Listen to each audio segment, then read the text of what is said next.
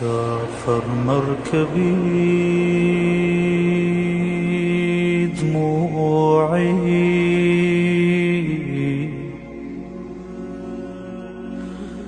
وأخذ كل اعتذاراتي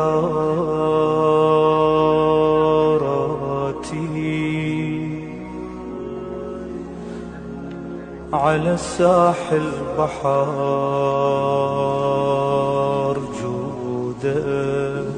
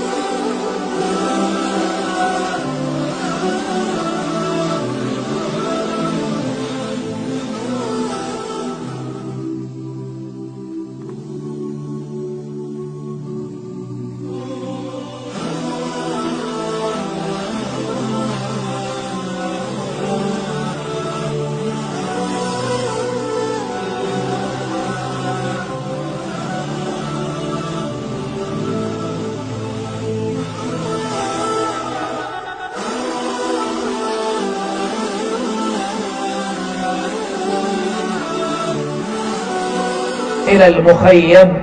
نادى من اللي عنده بالمخيم؟ زينب وأخواتها والعلي على فراش المرض في الخيام. يقول نادى يا زينب ويا رباب ويا سكينة ويا فلانة ويا فلانة هلمن للوداع، قد قرب منكن الافتجاع، هذا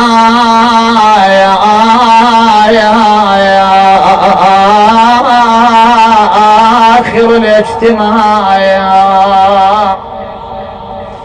عاد إلى المخيم، درن حول الإمام، هذه تقبله والأخرى تشم والأخرى تقول الآن ثمالة الباقين أبا عبد الله. تشبثت بركابي طفل له يقال لها رقية، أبا حسين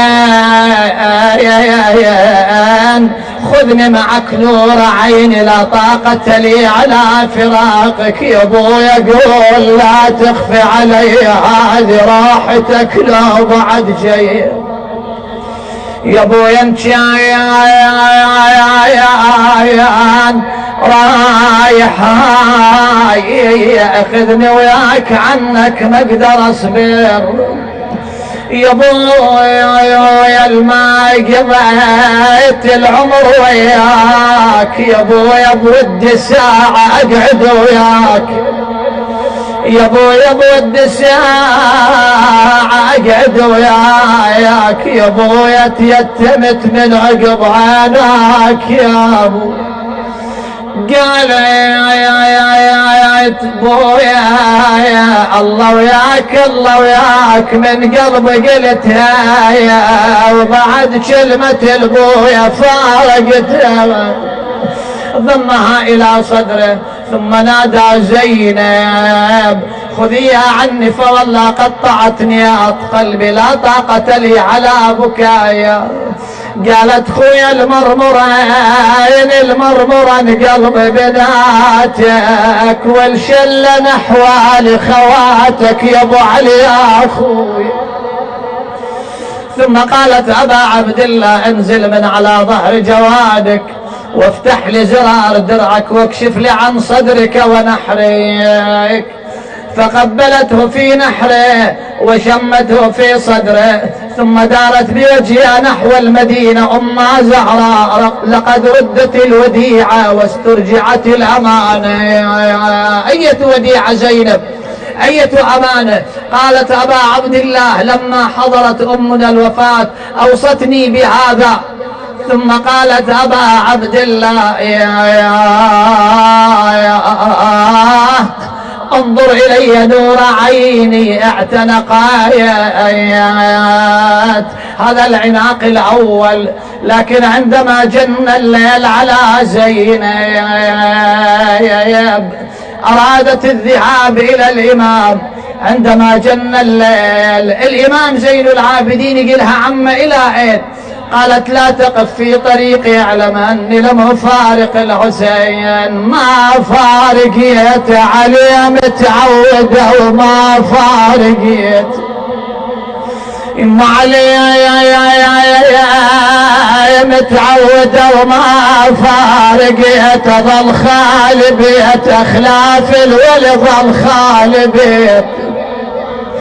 جاءت تتخطى الأجلاء، طلعت انا بتوالي الليل انقلب الجدم قوح ويا جث الاقلب اقول انهم خويا جيت واعثر بفرقاك وينك يا ابو المرود ان بجثتك حنيت اشم ريحه خويا اخو. جلست إلى جانب الحسين وياها لفيف من العيال الأيامى أمهات الأولاد الثكالى. لكن زينب تقول من بين النساء والأطفال كسرة قلب رقية، تقول إحنا ندري الطفل من يريد يودع أبوه يخلي حلقة على حلق أبوه.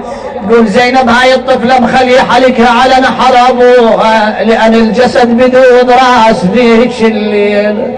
وتقول ابويا شلونك يا بعد القلب وشلاي؟ ابويا هاليوم مر ما قاعد وياي، ابويا هاليوم مر ما قاعد وياي. تعرض واغص بشربة الماي يا ابو علي يا ابويا ذاين الشمر ما رحم بي يا ابويا ذاني وصياط اليوج عني. بويا ذاني ايش كثر بويا صحت لك بويا ذاني خذاها ويتراش الحق علي. بعد قال يا ايتها النفس المطمئنة، اعلى مراتب الرقي والكمال لمراتب النفس. هاي النفس اللي يقول عليها الامام الصادق عليه السلام. وهذه الآية المباركة التي في سورة الفجر في آخر سورة من سورة الفجر، يا أيتها النفس المطمئنة، يقول هي نفس جدي الحسين سيد الشهداء صلوات الله، راضية بقضاء الله وإلهي إن كان هذا يرضيك فخذ حتى ترضى صلوات الله وسلامه عليه. هذه النفس الثالثة، المرتبة الثالثة. لكن أخطر هذه العقبات والنفس التي يذمها القرآن أن النفس لأمارة بالسوء إلا ما رحم ربي. هي النفس اللي دائما تحاول أن تأخذ الإنسان عن أجواء الطاعة، أجواء العبودية لله، أجواء التفكير في الآخرة وما أعده الله سبحانه وتعالى. لذلك من خلال خطبة الإمام صلوات الله عليه كأنما أريد أن يقول أخواني شوية صوتكم جزاكم الله خير، وأنا لا أطيل إن شاء الله، لكن المجلس يستقر بالهدوء، الله يرضى عنكم إن شاء الله. أسأل الله أن يحفظكم ببركة محمد وآل محمد. فالإنسان الله تبارك وتعالى يقول ما خلقت خلقا أفضل ولا أرضى ولا أحب ولا أقدس ولا أقرب ولا أحب إلي من الإنسان. الإنسان هو حبيب الله، هو المخلوق الأول. إني جاعل في الأرض خليفة، خلق كل شيء من أجل الإنسان. عبد ما خلقت الأشياء إلا لك. كل الأشياء والوجودات التي نراها والتي لا نراها، التي نحس بها لا نحس بها، كلها الله تبارك وتعالى خلقها من أجل الإنسان. أنا لما خلقني الله تبارك وتعالى؟ الحديث يقول وخلقتك من أجلي.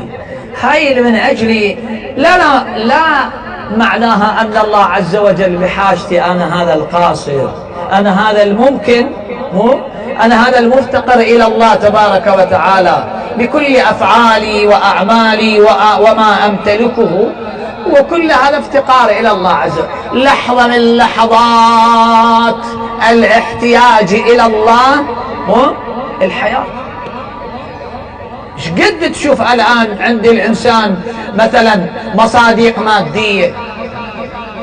المصداق الأول الأموال والعدد والأزواج والأولاد وكثير مصادق مادية، لكن هل استطاعت يوم من الأيام أن هذه المصادق المادية استطاعت أن توفر للإنسان الأمان والطمأنينة والاستقرار؟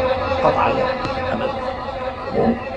فقط دائرة واحدة أخواني آبائي، دائرة واحدة استطاعت أن تجعل الإنسان بالأمان والاستقرار، هاي الدائرة التي يحدث عنها القرآن الكريم: ألا بذكر الله تطمئن القلوب.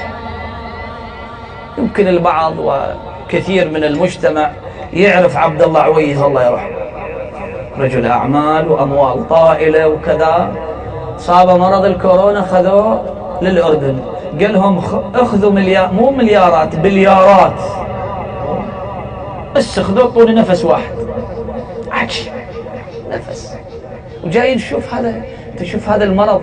أسأل الله أن يرفعه عنا وعن بلاد المسلمين، أسأل الله أن يشافي كل من ابتلي بهذا الوباء. هذا مذل. يعبر عنه أحد أصدقائي من الأطباء، يقول لي شيخنا مرض مذل لأنه يصيب الجهاز التنفسي، يدور على شمة هواء ما يلقى. عجيب. وين راحت الأموال؟ وين راحت القوة؟ العدد قدرت تعالج؟ أبدا. إلى الآن لقوا بعض العلاجات واللقاحات اللي جاي يستخدموها، وإن شاء الله العلاج ناجح واللقاح. ولا ناخذ القضية باستهانة غاتي، احنا نخاطب الخيرين الطيبين أهل العقول، خلينا نرجع للعقل. هسه ذيك السنة كان ماكو لقاح والبعض يعتبرونه شهيد وكذا، الآن اكو علاج والآن اكو لقاح. ما لنا علاقة بالأصوات الشاذة، هذا كذا وهذا يموت وهذا عقم وهذا ما ادري ايه لا اخذ. ترى هاي صراع شركات ما بين الشركات. اخذوا لقاح اخوان. مراجع افضل من المراجع احنا؟ ابدا مو افضل، مو لا. هذا المرجع اللي عنده هموم الامه، وهو الباب والواجهه بعد الله تبارك وتعالى وبعد اهل بيته عليه الرسول واهل بيته، هو باب المعصوم. المرجع اخذ لقاح. انا شنو ما اخذ لقاح؟ اظل مثلا اجيب حكي منا وارد منا؟ لا، فيه شفاء. فتشوف الله تبارك وتعالى دائما يخلي احتياج الإنسان علما والرجوع إلى الله تبارك وتعالى. لذلك حتى في مسألة الموت التي نطرحها والتي نحضر لحضور مجلس تأبين السيد الجليل رحمة الله عليه، هذه أساسا تارة يكون الموت رحمة للإنسان، بل أنه رحمة للإنسان، متارة لا بل أنه رحمة للإنسان. الإمام أمير المؤمنين صلوات الله وسلامه عليه يقول لا بد الرجوع الإنسان إلى الله في أي حال من الأحوال، لأنه شاء أم أبى ماذا؟ عائد إلى الله. إنا لله وإنا إليه من الله وإلى الله. بعد هذا يقول الإنسان تشبث بالدنيا وأموال وعقارات ومناصب وعدد وإلى آخره، يقول هاي كلها توقفت. نعم كلها توقفت، فقط وين يرجع إلى النهاية، إلى الآخرة. هذا مصير كل إنسان. مو كل ابن أنثى وأن طالت سلامته لا بد يوما على الحدباء محمول. شاء